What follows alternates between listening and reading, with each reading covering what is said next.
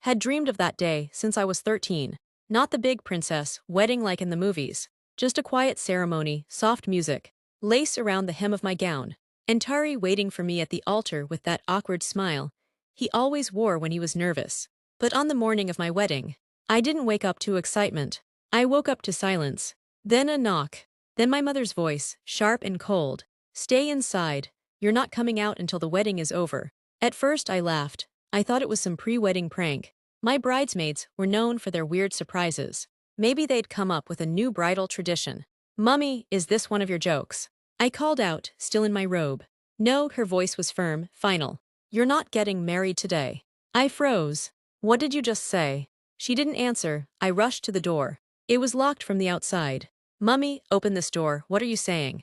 I banged, I screamed. I called my father's number. He didn't answer.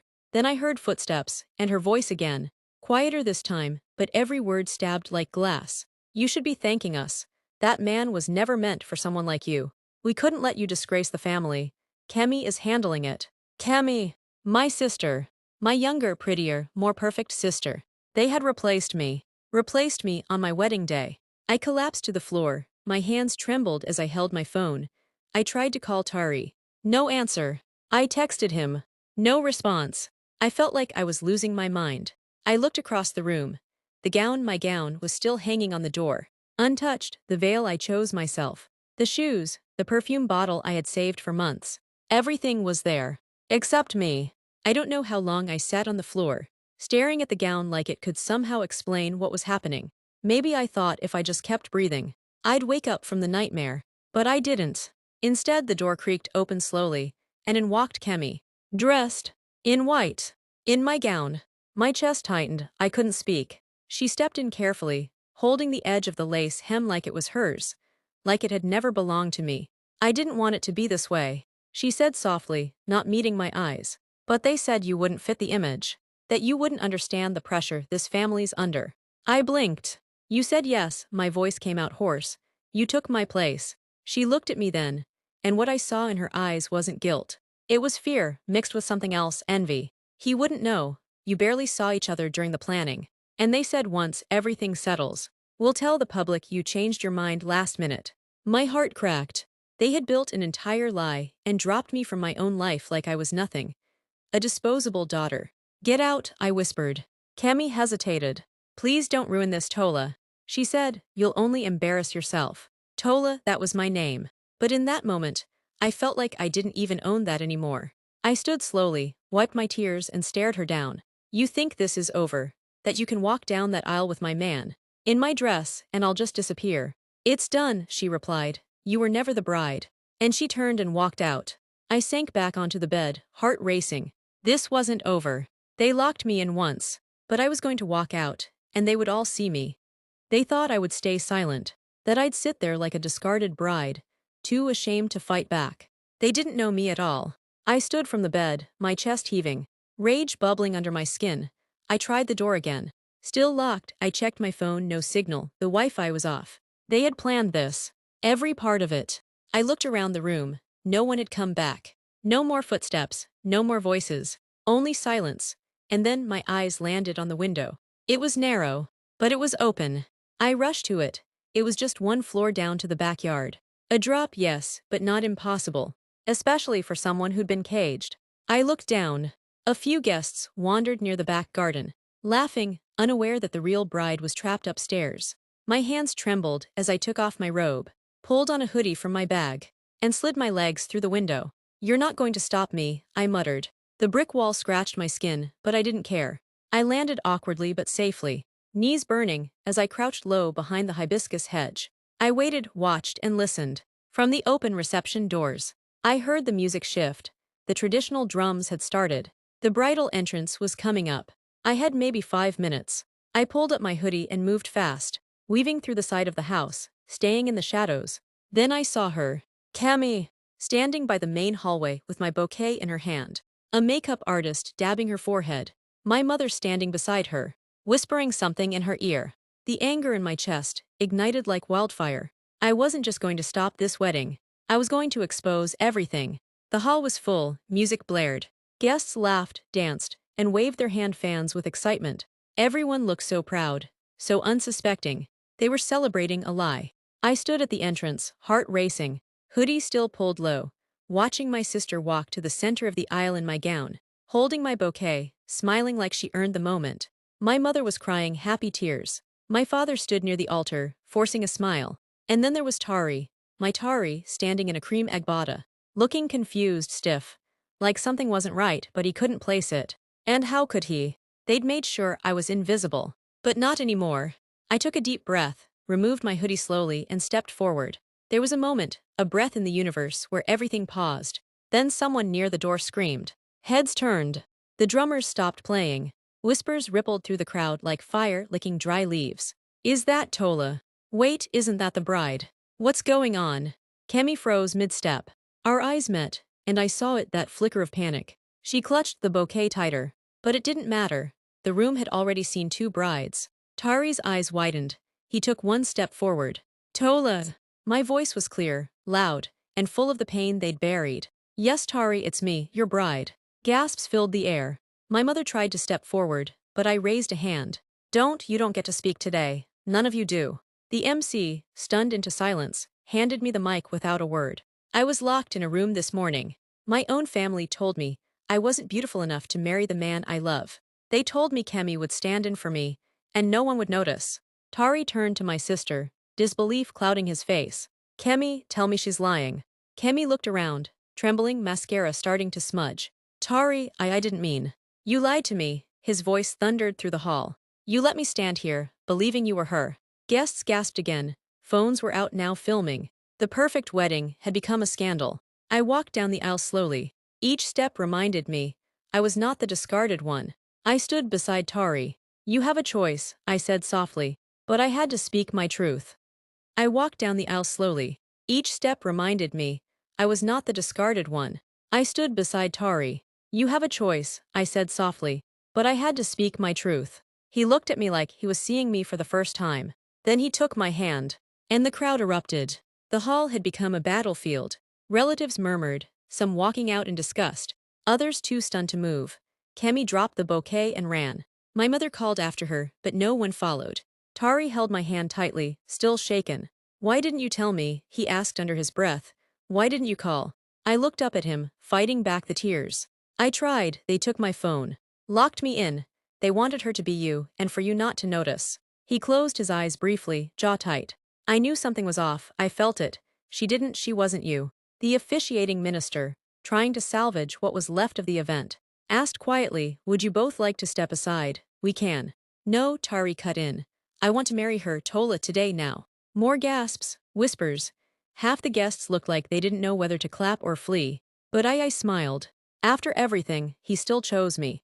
Not because of how I looked, not because of a lie, but because he knew me. Within an hour, the hall had emptied to a third. The caterers stood awkwardly at the back. Whispering, the decorators looked unsure. But those who stayed, those who truly cared, gathered close. And in the simplest, most powerful ceremony I'd ever seen, I became Tari's wife. No frills, no fake smiles, no show. Just truth. After the vows, we stepped aside. Tari squeezed my hand. We'll talk through everything later. But I need you to know you were always enough, Tola. Always. I couldn't respond. My voice was buried under tears, but I nodded. Later that night, alone in our hotel suite, I found a message from Kemi. I'm sorry, I was jealous, but maybe I was also broken. I wanted to be seen. I didn't reply. Some apologies come too late. But healing doesn't wait for them. The next morning, the headlines hit. Bride crashes her own wedding. Family swapped her for younger sister. Sister swap scandal rocks society wedding. Tola weds Tari after dramatic interruption. Every detail was out. Someone had leaked the videos. The footage of me walking into the hall. Of Tari's outburst, of Kemi's collapse, everything. I didn't know who recorded it, but I didn't care. The world finally saw the truth. And my family, they went into hiding. My father called later that afternoon. I let it ring, twice. But something in me softened. I picked up on the third. Tola, his voice cracked. Please come home, let's talk. You watch them do it, I said. Cold, you were there. You stood by while they erased me. It wasn't like that. Then tell me what it was. Silence. He couldn't. You allowed them to treat me like I was nothing. I continued. Like some stand-in sister could be the better version of me, and you never said a word. I was trying to protect the family name, he muttered. From who? I snapped. From me. He didn't answer. Later, I learned my mother and Kemi had gone to stay with an aunt in Enugu to avoid the backlash. They called it embarrassment. I called it consequence. Extended family started reaching out, some to offer apologies, others to quietly distance themselves from the mess. People picked sides, some claimed I had overreacted, others said I was brave. I didn't care. I had spent my life chasing approval. Now I was finally free of it. Tari and I sat in our living room that night, quietly scrolling through the mess online. He turned to me and asked, "What do you want to do next?" I looked at him. "I want to build something for girls who have been told they're not enough. A place where they learn that their voice matters, their dreams matter, that they matter." He smiled. "Then let's start." I used to believe that family was everything, that blood ties were unbreakable, that no matter how hurt I felt, I owed my loyalty to the people who raised me. But after what they did, I finally understood something life had been trying to teach me all along. Blood may make you related, but it doesn't make you family. I didn't hear from my mother for weeks. Not a call, not a message, not even a forwarded prayer chain. And honestly, I was fine with it. I poured my energy into my new project. With Tari's support, I began laying the foundation for an initiative called The Unforgotten Bride, a safe space for young women recovering from betrayal, abuse, emotional manipulation, and family-induced shame. The first session was intimate, only 12 women, but each one had a story, and each story carried echoes of mine. They said I wasn't pretty enough. My father favored my brother in everything. I was told to stay quiet and take the pain. I listened, I wept. I shared my story too, not as a victim but as someone who survived. One evening, after a long session, I got a knock on my gate. It was Uncle Desmond, my father's older brother. "Can I speak with you?" I hesitated. I know I didn't stop them, he said, reading my silence. But I tried. I begged them not to go through with it. "Your father, he chose your mother's pride over your dignity. And now, he's losing sleep every night." "He should," I replied plainly. "He wants to make things right. He can't undo what's done." Uncle Desmond nodded. "But maybe you can allow him to apologize. You don't have to accept it, but let him say the words." I thought about it. Was I ready? I didn't know, but healing didn't mean forgetting. It just meant choosing peace over poison. And maybe, for once, I deserved to choose me. It was a quiet Sunday evening when I agreed to meet him. I didn't go to the family house. I chose a neutral spot, a cafe tucked into a quiet corner of town where no one would be watching, whispering, or waiting to take sides. He was already seated when I arrived. My father, the man who once carried me on his shoulders, who used to call me his lioness. Now he looked smaller, older, like the weight of everything was finally pressing on him. He stood when I walked in. "Tola," he whispered, like my name hurt his tongue. I sat across from him. He sat too, clasping his hands tightly. For a long moment, we didn't speak. Then he sighed, deep and heavy. "I failed you." Just 3 words, but they cracked something in me. "You didn't just fail me, Daddy," I said, my voice even. "You stood by and let them take my life. My day, my dignity, you watched it happen." His eyes welled up, he nodded. "I was weak," he said. "I was afraid of the shame, of what people would say if they saw you instead of Kemi. I let your mother's pride override my own judgment. And I see now, I was a coward. And now that the whole world has seen the scandal, you suddenly regret it?" I asked. "No," he said quickly. "I regretted it the second you walked into that hall. The second I saw the fire in your eyes. You were always stronger than I gave you credit for. I was just too blind to see it." Silence again. I took a sip of water. My hands were trembling. "I don't need you to fix anything," I said quietly. "Nothing you say will give me back what I lost. But I came here to let you know I forgive you. Not for you, for me." He lowered his head and wept. Real deep, broken sobs. And I let him. Because for the first time, he was finally mourning the daughter he almost lost completely. 2 weeks passed after I met with my father. I felt lighter, not because the pain had vanished, but because I had stopped waiting for anyone to carry it for me. Then one afternoon, I got a message from an unknown number. "Tola, please, I'm outside, just 5 minutes. Kemi." My chest tightened. Part of me wanted to ignore it, but curiosity and closure pulled me toward the gate. I found her standing there, dressed simply in jeans and a plain white top. No makeup, no fake smiles. Just my sister, barefaced, eyes red, shoulders slumped. "You look different," I said. "Life has been different," she replied softly. We stood in silence for a while. Then she reached into her bag, and pulled out a small, tattered box. "I kept this," she said. "It's the necklace you left at the salon the week before the wedding. The one Tari gave you." She handed it to me. I didn't take it right away. "Why are you here, Kemi?" She swallowed hard. "To tell you the truth. To tell you that I knew it was wrong. But I did it anyway. I thought it was my moment. That maybe for once, I could be more than Thepridy's sister. But the truth is, I wasn't even second choice. I was just a shadow pretending to be light. You could have said no." "I know," she whispered, a tear sliding down her cheek. "And I didn't, and I will live with that for the rest of my life."